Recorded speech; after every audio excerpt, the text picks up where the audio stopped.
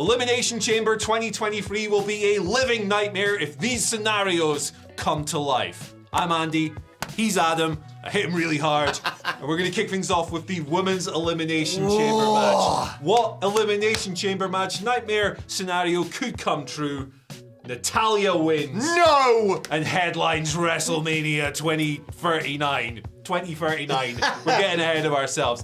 Just looking at this match, right? Theoretically, with Cody Rhodes and Roman Reigns headlining one night of WrestleMania, you might be looking to this match to provide the headliner for the other night. Yeah. There is an obvious headliner in that match. It's Bianca Belair versus Asuka. Yeah, anyone other than Asuka winning would be a nightmare. Yeah. So basically what I've done is I've taken that mindset on, anyone other than Asuka winning would be a nightmare, and gone with just the most boring option. Yeah. Right? Because Natalya's a perfectly solid wrestler. Natalya's been around for a long time. She ain't selling no tickets for that event. No. And she ain't spiking interest for it because she has been established as that mid-card presence. Liv is more interesting. Raquel is more interesting. Absolutely. Nikki is more interesting because it'd be weird. She's crazy. There you go. That's our first nightmare Carmella's just scenario. come back. Yeah. It's not. Sorry, Natalya, but No. Plus, double nightmare. Vince McMahon just woke up in a cold sweat. Her winning in Canada? You can't give him that. What? Yeah, right, let's move on to my first nightmare that come true. It relates, of course, to this match, the tag match between Edge and Beth Phoenix and Finn Balor and Rhea Ripley. Now, in terms of nicknames, Andy, you've got Edge, who's, of course, the rated R superstar. You've got the Glamazon, Beth Phoenix, but what are they known as together, Andy? Sir, they are the grit couple. They are indeed, which is why my nightmare is this. That's right, it's Dominic Mysterio driving a gritting truck to ringside. Which, he thinks he's going to do it to help Mammy, okay? How do you counter grit? More grit, right? Thank you for this, Adam Nicholas, by the way. Fantastic work. But he accidentally distracts Mammy. Beth Phoenix pins her and takes her spot in the match against Charlotte Flair at WrestleMania. What? A lot of my booking decisions will affect WrestleMania going forward. But there you have it, ladies and gentlemen. Dominic Mysterio driving a grit truck. I'm lucky I put my glasses on, actually, for this video, because if not, looking at our screen over there, I would have thought that was Grimace interfering in the match somehow. You've outdone yourself here. A bit too soon. I suppose there is quite a lot of snow in Montreal, isn't there? It's just Dominic Mysterio's looking after the good people arriving to the arena. And the fans certainly get a little bit salty when it comes to Dominic Mysterio being the greatest heel in all of wrestling. So, you know. Oh, okay. Great. I mean, how do I even continue from there? But we're going to move on to our next match on the card. It's Bob Lashley versus Brock Lesnar. Oh, big lads. For this nightmare scenario that's popped into my head, I'm thinking about some stuff that Bob and his mates have been teasing lately. Yeah. They've been teasing the reunion of the Hurt Business, a much missed stable. So here we are. The Hurt Business, those fine gentlemen. I really enjoyed the Hurt Business. I would like them to come back. Yeah. But my nightmare scenario for Elimination Chamber is that the Hurt Business reform in the match and Brock Lesnar still wins because Brock Lesnar. Yeah. It's perfectly conceivable. They've teased this reunion for so long, and it would be really cool. I think it would be really good for Shelton and Cedric, especially because they don't often do a lot when they're not affiliated with Bobby Lashley.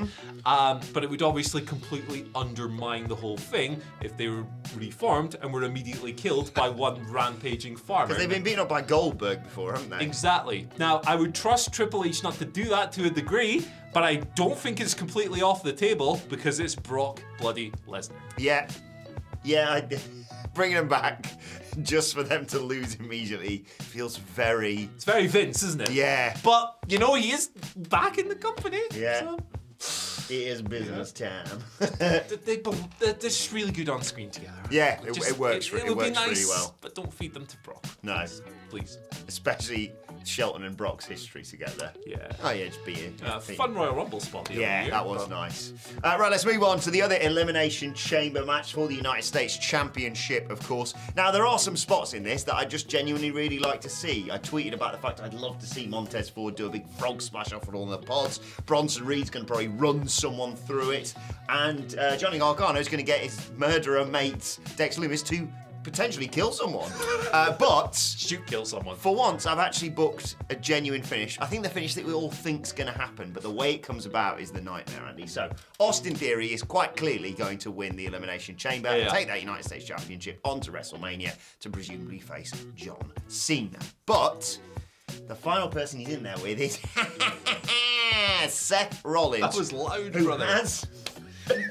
What is this? who has Austin Theory beat, sets up, goes for a curb stomp, slips though, turns round, A-Town down, 1, 2, 3. On closer inspection, what's he slipped on? Big puddle of prime, baby! And it is Seth Rollins, Logan Paul, the Prime on a pole match at WrestleMania. To be fair, That's right? actually quite feasible. To be fair, if you book that for WrestleMania, it's quite likely that someone would jump the barricade, steal the Prime, and sell it on eBay for about $500. That's a really risky move. Aye. You're gonna have to erect cages. Might as well have gold on a pole. Yeah, man, you're gonna have to erect cages to keep those mutants from jumping the Is he going to barricade. wear those stupid red boots in the chamber? He's not, is I he? sincerely hope so. Why the hell not? Have we still got some Prime in the office, or did you scoof the lot? We drank it all.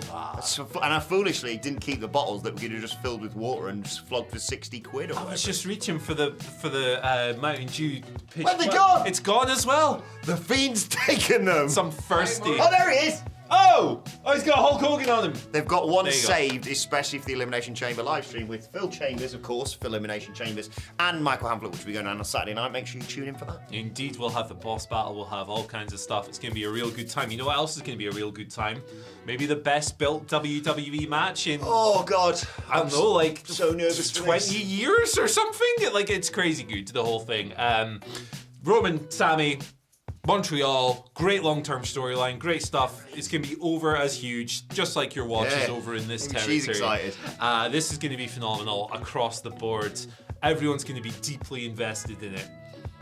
My nightmare that could come true, and I'm trying to keep this one a little bit realistic, is the Glad you have. burial of this match under a weight of tropes and silliness. Acting. Interferences, ref bumps, weapon spots. Tick every single box on the list of things that Roman's matches often rely on, but in a good way.